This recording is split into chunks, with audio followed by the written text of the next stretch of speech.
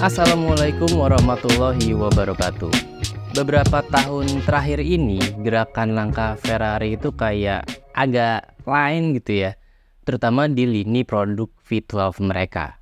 2 tahun lalu di sekitar tahun 2022, Ferrari meluncurin Purosangue.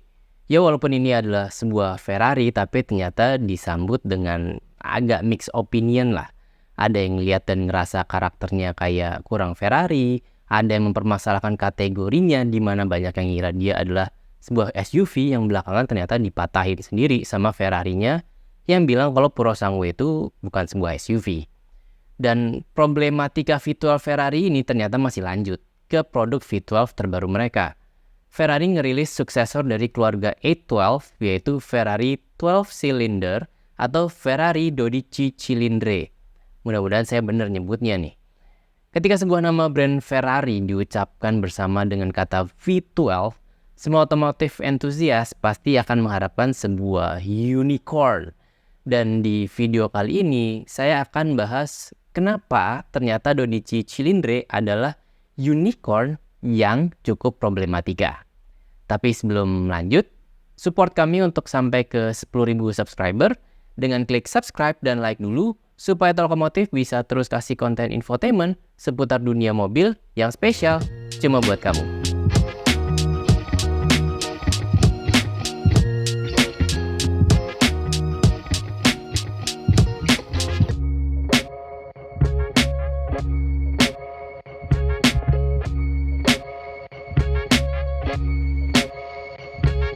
Detik pertama saya lihat desainnya 12 Cilindre sebetulnya cenderung netral. Itu pun netral bisa dibilang sebagai ya biasa aja gitu. Beda dari reaksi pas pertama lihat V12 Ferrari yang lain kayak 812 misalnya atau F12 atau bahkan 599. Ya yang ini agak plain aja gitu. Kesan pertama yang muncul di saya sih desainnya agak cenderung soft ya. Kayak kurang cocok buat ngebungkus mesin V12 gitu.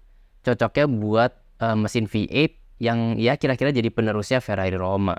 Dan yang udah pasti desainnya nggak buat semua orang dan juga saya. Bagian depan jadi bagian yang paling bikin agak kurang gitu ya. Panel hitam di antara kedua headlamp lah yang bikin agak drop buat selera saya.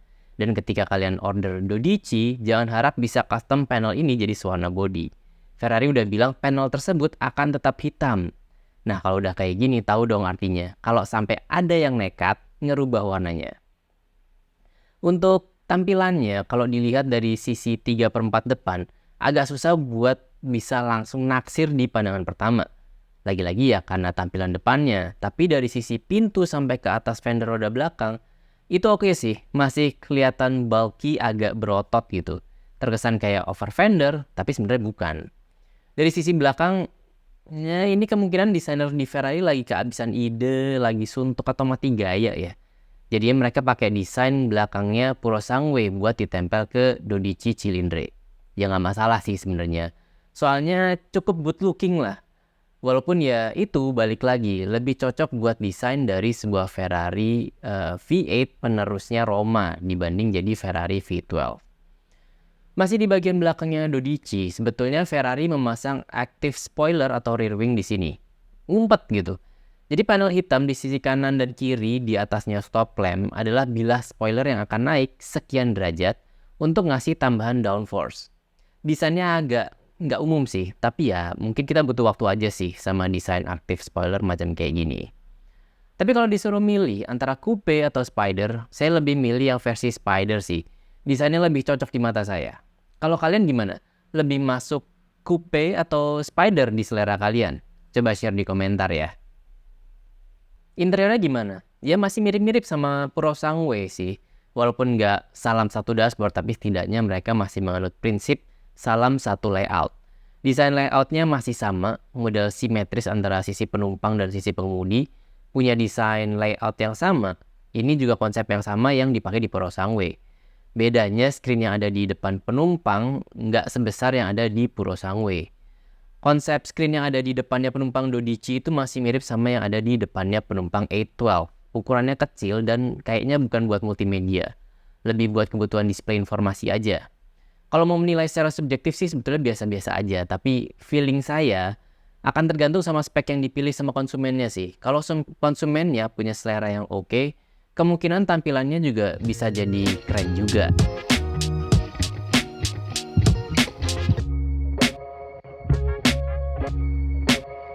Dari nama mobil ini aja udah langsung ketahuan kalau sektor mesin harusnya jadi highlight utamanya. Menjadikan konfigurasi mesin sebagai nama mobil harusnya menunjukkan betapa mesin tersebut emang spesial. Secara spesifikasi sebetulnya justru nggak ada yang spesial. Tapi yang bikin V12 Dodici spesial adalah ini adalah segelintir mesin V12 naturally aspirated yang masih tersisa di pasar otomotif saat ini. Gempuran hybrid dan EV bikin keberadaan V12 jadi makin langka. Dan penamaan Dodici Cilindre ini patut jadi alasan para automotive enthusiast untuk merayakan detik-detik terakhir keberadaan mesin V12 NA di dunia otomotif. Kedepan nggak ada yang tahu lagi nih akan seberapa lama V12 NA ini akan bertahan. Yang pasti, saat ini Ferrari masih menyuguhkannya buat kita. Secara spesifikasi teknis, Ferrari Dodici Cilindre ini menggendong mesin berukuran 6.500 cc V12 naturally aspirated. Mesin ini bisa digaspol sampai dengan 9.500 rpm. Jadi buat yang pengen dengar lengkingan V12 naturally aspirated, silahkan coba gaspol Dodici sampai ke red line-nya. Mesin V12-nya Dodici menghasilkan output tenaga hingga sebesar 820 horsepower dengan kemampuan akselerasi dari 0 sampai 100 km per jam dalam waktu 2,9 detik aja. Secara teknis sebetulnya nggak ada yang terlalu aneh-aneh atau terlalu spesial gitu ya. Tapi justru Ferrari mengulik di sisi suara dari exhaust-nya Dodici. Jadi di Eropa, salah satunya di Inggris, regulasi pemerintahnya itu membatasi suara exhaust dari mesin V12 maksimal cuma 72 desibel. Nah ini jadi sebuah ironi. Kenapa? Ya bayangin kalian beli sebuah Ferrari bermesin V12, ya pastinya buat nikmatin suara raungannya kan.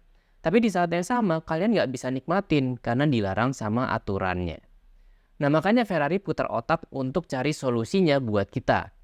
Mereka ngulik ulang akustik di interiornya Dodici supaya suara exhaustnya yang merdu itu bisa masuk seoptimal mungkin biar bisa dinikmatin sama pengemudinya. Win-win solution lah.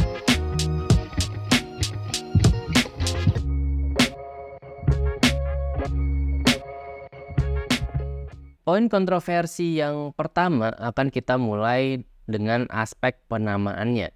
Sebenarnya ini agak deja vu sama pas pertama kali Ferrari memperkenalkan Ferrari La Ferrari. Atau yang waktu itu artinya adalah Ferrari the Ferrari. Ya untungnya aja saat itu mobilnya termasuk mobil yang spesial dan masuk ke daftar di Holy Trinity bareng sama Porsche 918 dan McLaren P1. Dan sekarang rasanya kayak ya deja vu. Perasaan aneh pas dengar namanya kejadian lagi. Pas baca berbagai postingan di Instagram dan baca beberapa artikel berita yang merilis berita peluncurannya, saya agak bingung sih. Semales itukah Ferrari dalam memberi nama Dodici Cilindre? Bahkan saking biasanya nama ini saya sampai ngerasa nama Purosangue jadi kedengeran eksotis dan keren gitu. Padahal sebelumnya yang rasanya kayak biasa-biasa aja. Beberapa naming convention atau penamaan produknya Ferrari V12 biasanya terdiri dari dua variabel. Ada variabel numerik di depan dan diikuti penamaan spesifiknya. Misal A12 Superfast, 599 GTB atau 575 Maranello. Palingan yang agak beda dikit ada di F12 Berlinetta. Sedangkan kalau FF, GTC Forluso, dan Purosangue, ya mereka emang bukan produk yang sama sih karena mereka berformat penumpang 2+2 yang kebetulan pakai konfigurasi mesin yang sama yaitu V12. Nah sekarang masalahnya gimana kita akan menyebutnya dengan cara yang lebih singkat? Dodici, Dodi, 12 atau 12C? Bahkan yang terakhir barusan ini malah akan bikin mereka rebutan nama sama McLaren yang udah duluan pakai panggilan tersebut untuk MP4 12C mereka. Kalau menurut kalian, panggilan apa yang paling cocok buat si Dodici Cilindre ini? Coba share di komentar deh ya. Poin kontroversi yang berikutnya, yang kedua. Di sistem ordernya Dodici Cilindre. Jadi dari gosip yang beredar, ketika konsumen ada yang tertarik untuk beli mobil V12-nya Ferrari, mereka itu harus penuhin syarat dari Ferrari. Syaratnya tuh macam kayak kita harus udah pernah beli beberapa seri Ferrari sebelumnya, sebelum kita bisa SPK V12 terbarunya. Yang ini beda, dan perbedaannya konon mulai bikin kesel para pemilik Ferrari 812 sebelumnya. Konon Ferrari tidak memberlakukan lagi syarat tersebut, jadi selama kita punya uangnya dan mau langsung SPK Dodici, ya mereka akan langsung terima aja. Hal ini bahkan ditambah lagi dengan gosip kalau Ferrari nggak menerapkan adanya limit produksi. Jadi ya sebanyak apapun konsumen yang mau beli, ya akan dilayanin terus, nggak akan di-drop karena alasan sold out. Hal ini bahkan diperkuat oleh James dari channel Mr. JWW yang mendapatkan undangan pemesanan perdana, padahal dia bukan regular customer.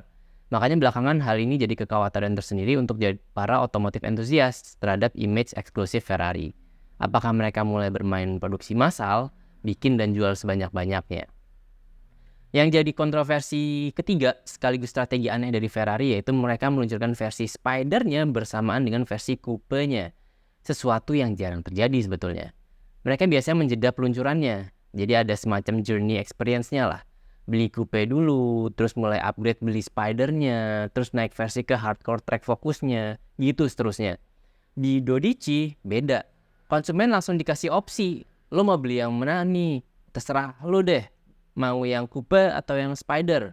Jadi prosesnya tuh benar-benar dipermudah, tapi kayaknya malah jadi kesan eksklusifnya malah makin memudar. Nah, kalau dari dua poin kontroversi sebelumnya mau dikaitkan sama aspek keuangan bisnisnya Ferrari, sebetulnya kesan ngejar profitnya jadi makin getol sih. Jadi gini ya, buat kalian yang belum tahu hitung-hitungan profitnya Ferrari.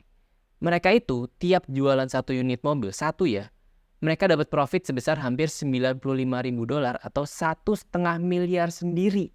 Itu baru dari satu unit mobil. Kalau mau di-compare ke merek sekelas Ford itu harus ngejual sekitar 900-an mobil dulu buat dapetin profit setara dengan 1,5 miliar tadi. Sekarang coba kita bayangin dengan program jualan masif kayak di poin kontroversi sebelumnya, di mana mereka berusaha ngejual sebanyak-banyaknya, kayaknya mereka benar-benar ngejar cuan sebanyak-banyaknya sih. Menurut kalian gimana? Kalau andai emang Dodici akan dipakai oleh Ferrari buat mengeruk cuan sebesar-besarnya dengan mengorbankan eksklusivitasnya, kira-kira masa depan Ferrari bakalan kayak apa? Coba share di komentar ya. Nah itulah tadi gibahan kita tentang Ferrari Dodici Cilindre. Sebuah mobil yang masih jadi salah satu harapan para otomotif entusias yang masih mengharapkan merdunya raungan mesin V12 naturally aspirated. Ya walaupun harus dibarengi dengan beberapa kontroversi pada saat kemunculannya. Ya coba deh, nanti kita lihat aja perkembangannya kayak gimana. Oke, sebagai penutup, terima kasih sudah menonton video ini sampai habis. Jangan lupa juga support Talkomotif untuk mencapai 10.000 subscriber dengan cara klik subscribe dan like video ini. Oke, sampai ketemu lagi di video monolog gibah berikutnya. Wassalamualaikum warahmatullahi wabarakatuh.